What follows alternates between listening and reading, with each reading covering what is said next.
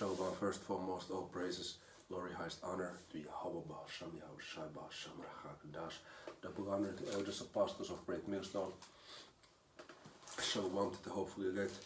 So, as I was holding camp today, I had to cut it a bit shorter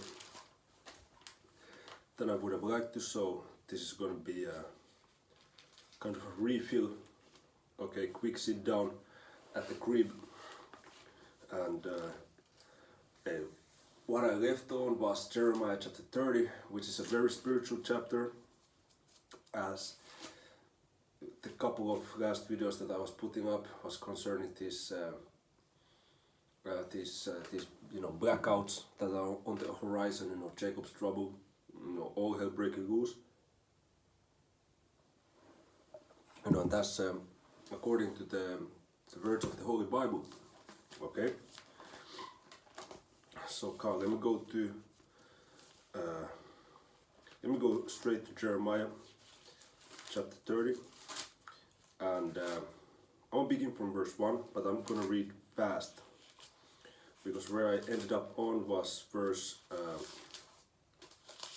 10. Yeah, I read 9,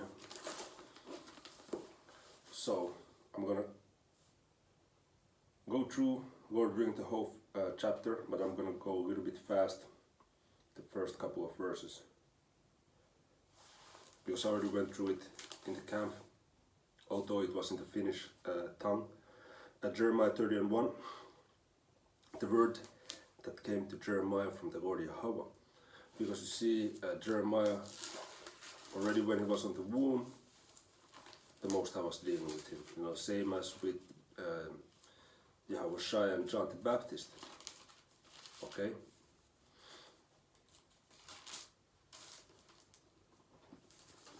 Jeremiah 1 and 5.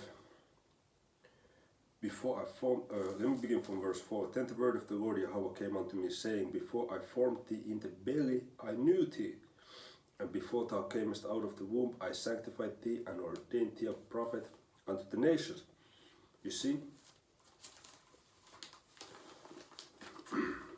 So Jeremiah 30 and 1 again, the word that came to Jeremiah from the Lord, saying, Thus speaketh the Lord Yahweh, power of Yasharallah, saying, Write thee all the words that I have spoken unto thee in a book.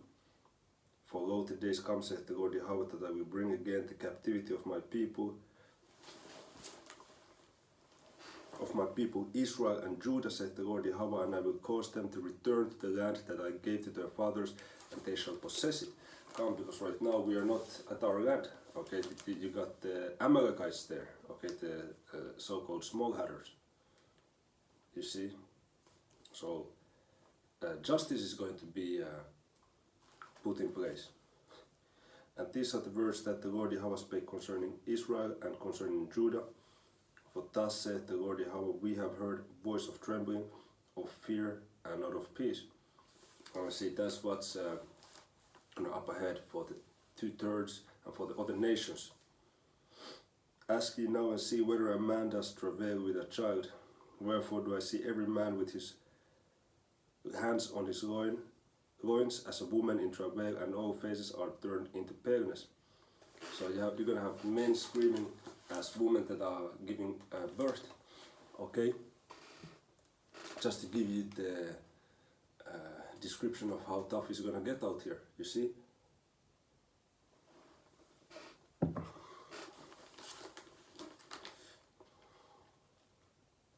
Verse 7. Alas, for the day is great, so that none is like it. It is even the time of Jacob's trouble, but he shall be saved out of it. Okay? And it's not only one day, it's a period of time. Daniel chapter 12 speaks about it. Also, Revelation chapter 2, verse 10, and chapter 3, verse 10 goes into it. I want to get Revelation chapter 2, verse 10. Fear none of these things, those things which thou shalt suffer. Behold, the devil shall cast some of you into prison, that he may be tried, and he shall have tribulation 10 days. which is a period of time, the Jacob's trouble. Be thou faithful unto death, and I will give thee a crown of life. But this is what we are after. You know, if everything in our day-to-day life goes to shit, but you know, you end up being of the elect, you end up getting that crown of life, that's a successful life. Contrary, if everything on your day-to-day life goes perfect, everything just goes super well, but you end up not getting the crown of life, not being of the elect, that's a failure of a life. That's the only thing.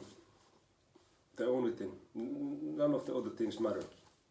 Of course, you know, because you know, if you receive the crown of life, it means that you have showed a pattern of faith, pattern of good works. Okay, consistency of faith and good works, in order for you to receive that crown of life, which was ordained before the world even was. But you know, looking at the end game, you can say that that's the only thing that matters. None of the other things is not it. Okay? So, but when you see that that's the only thing that matters, that you get the crown of life, then what matters is you doing your best to Lord willing achieve it. Okay? To working it out. The scriptures say with fear and trembling. Okay?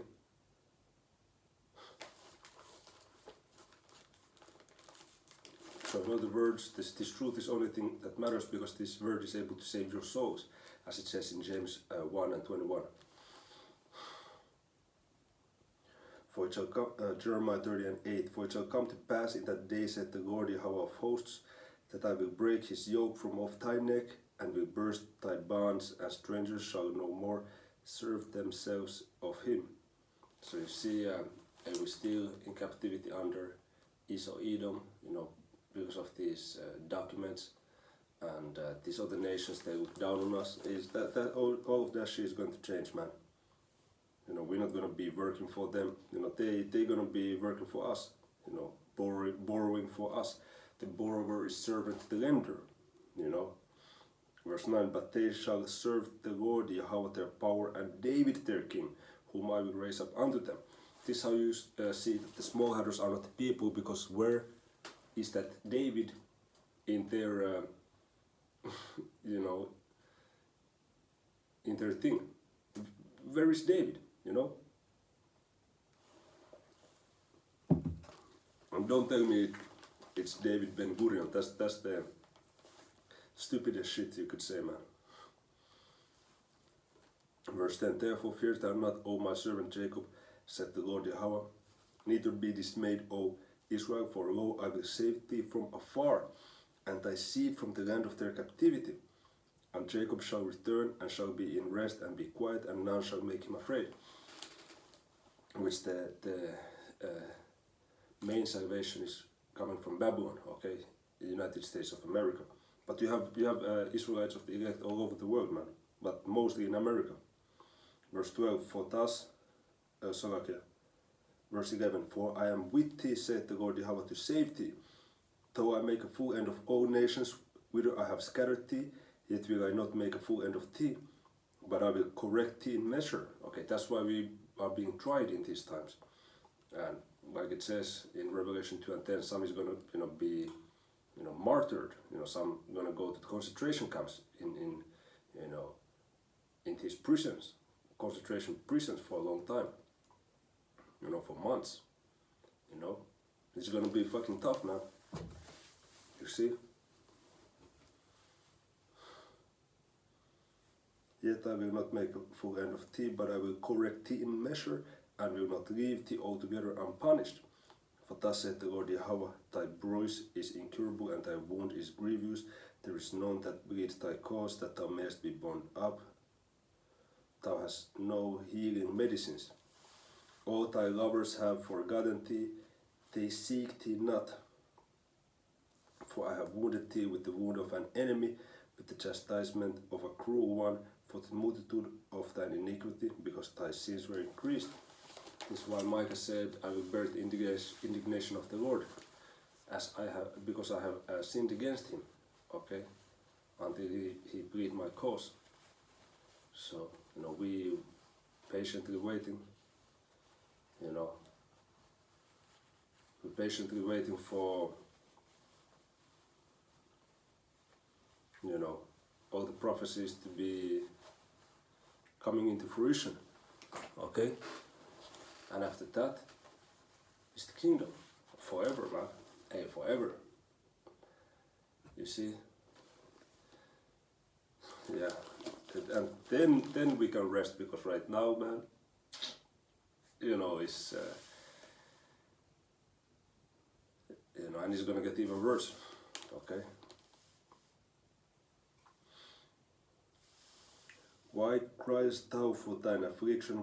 Thy sorrow is incurable for the multitude of thine iniquity, because thy sins were increased. I have done these things unto thee. Therefore all they that devour thee shall be devoured, and all thine adversaries, every one of them shall go into captivity. So what the fuck is up, Hassad and Hakah? Every one of them shall go into captivity, and they that spoil thee shall be a spoil, and all that prey upon thee will I give for prey. So note the non-Israelites, they're not going to receive salvation, man. For I will restore, they're not going to receive the blessings of Deuteronomy 28.